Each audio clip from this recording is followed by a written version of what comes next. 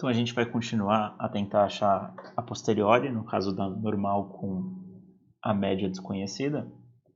E só lembrando o que a gente estava tentando fazer, a gente fez que a posteriori vai ser proporcional a priori vezes a verossimilhança.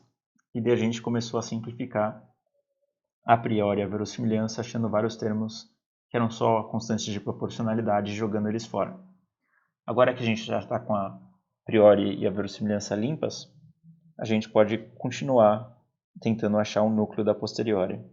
Então a gente vai usar aqui a posteriori, ela é proporcional a priori vezes, e aqui novamente eu tive um ato e coloquei o θ, mas vamos trocar por μ, vai ser proporcional a priori vezes a verossimilhança. E daí a gente pode substituir os termos que a gente encontrou. Isso aqui vai ser proporcional. E daí a gente pode notar que se a gente fosse aplicar distributivo em cada um dos termos acima, teria um termo que depende de μ quadrado e um termo que depende de μ. Então vale a pena a gente tentar isolar esses termos.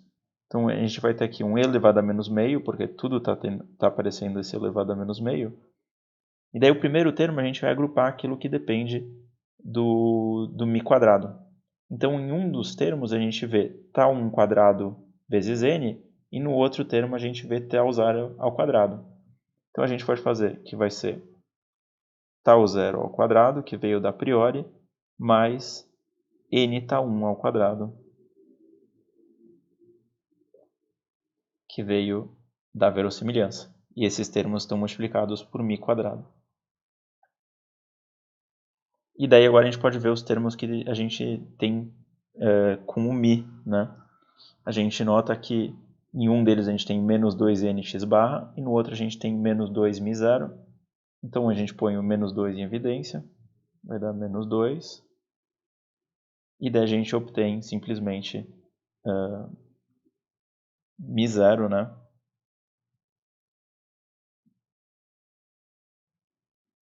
Vezes τ0 ao quadrado.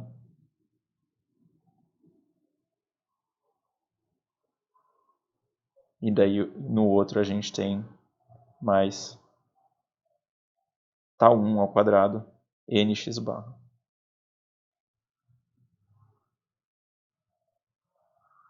Isso tudo vezes o μ.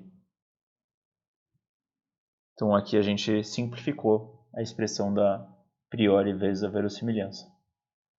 Agora a gente vai usar um pouco de abstração aqui. Então o que a gente quer enxergar é um polinômio em relação a μ.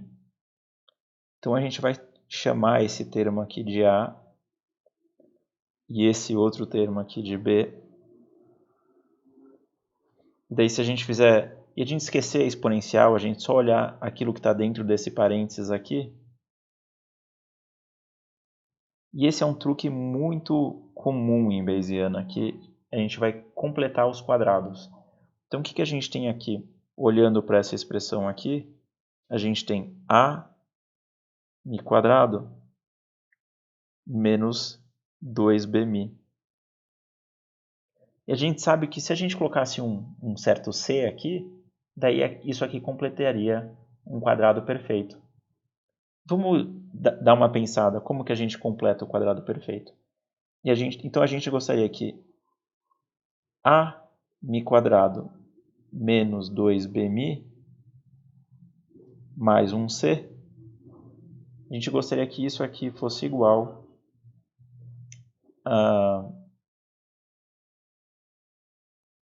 A gente já sabe que vai ser um raiz de A aqui, né? μ menos algum d ao quadrado. E esse c, na verdade, é alguma coisa que a gente vai poder completar depois. Então eu vou colocar um quadradinho aqui. Então se a gente abrisse o termo que a gente tem aqui à direita, vai dar A μ quadrado menos 2 vezes d raiz de A μ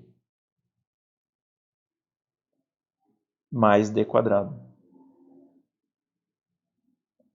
Então a gente já sabe que o b, como é o único termo que está sendo multiplicado pelo μ, o d tem que ser justamente d raiz de A.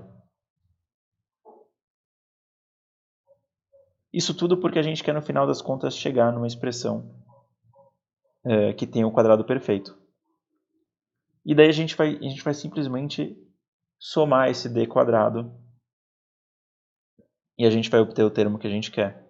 Então, como o d raiz de a é igual a b, então a gente obtém que d é igual a b sobre raiz de a.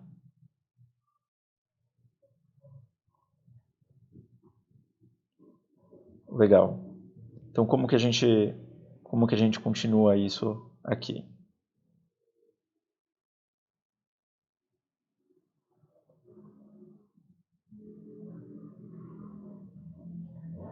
A gente vai escrever isso aqui vai ser igual a e elevado a menos meio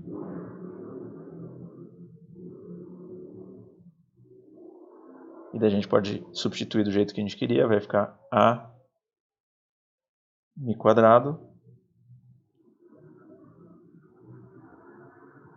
menos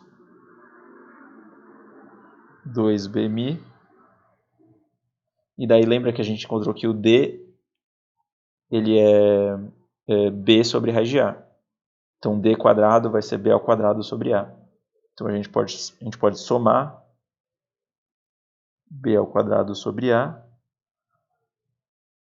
e subtrair b ao quadrado sobre a. Daí, então vai ficar aqui mais meio b ao quadrado sobre a.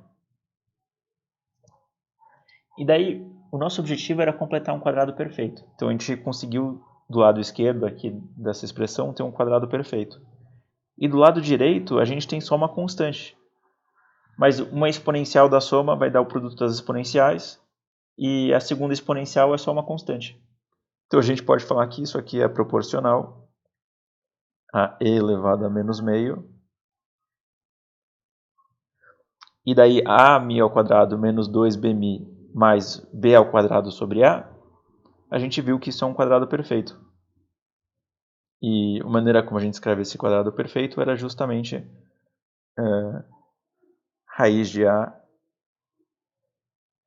mi menos b sobre raiz de a ao quadrado.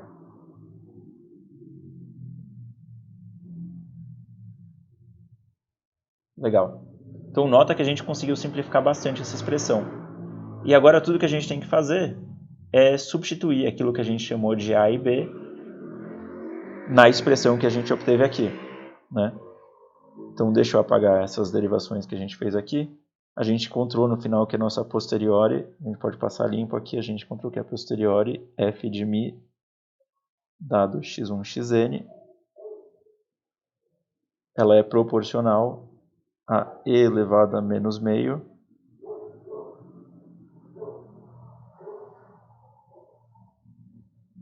raiz de a mi menos b sobre raiz de a ao quadrado.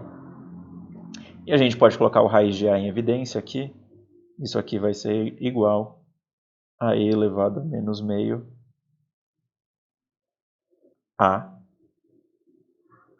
E daí que a gente tem mi menos b sobre a ao quadrado. E o que a gente tem aqui? Isso aqui é justamente o núcleo de uma normal, em que a gente tem a precisão como sendo igual a e a média como sendo igual a b sobre a. Então a gente conclui aqui que mi dado o x1, xn, ele tem distribuição normal com média b sobre a e variância, ou melhor, e precisão a. Mas vamos agora completar. Então, quem é b sobre a e quem é a? O a gente viu que ele era tau 02 mais n tau 12. Né? Ele veio dessa expressão aqui. E o b sobre a, portanto, b sobre a vai ser tau 02 vezes mi0 mais n tau 1, 2 x barra sobre tau 0, 2 mais n tau 1, 2.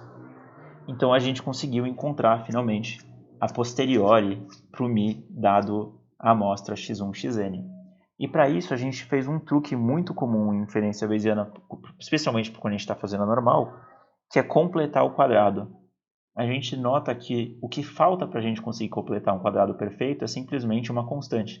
Então a gente soma e subtrai a constante, completa o quadrado perfeito e a subtração, digamos assim, que sobrou, era só uma constante e, portanto, vai sair fora no proporcional. E é muito mais fácil a gente entender qual é a distribuição depois que a gente completou o quadrado perfeito. Então a gente achou aqui a posteriori f de μ dado x1, xn. No próximo vídeo, a gente vai interpretar um pouco os parâmetros dessa posteriori, porque, novamente, eles são muito intuitivos, ainda que talvez nessa expressão eles sejam um pouco confusos. Mas a gente vai ver que eles são bastante intuitivos, de certa forma eles estão ponderando aquilo que a gente sabia a priori com aquilo que a gente aprendeu nos dados. A gente vai ver exatamente isso no próximo vídeo.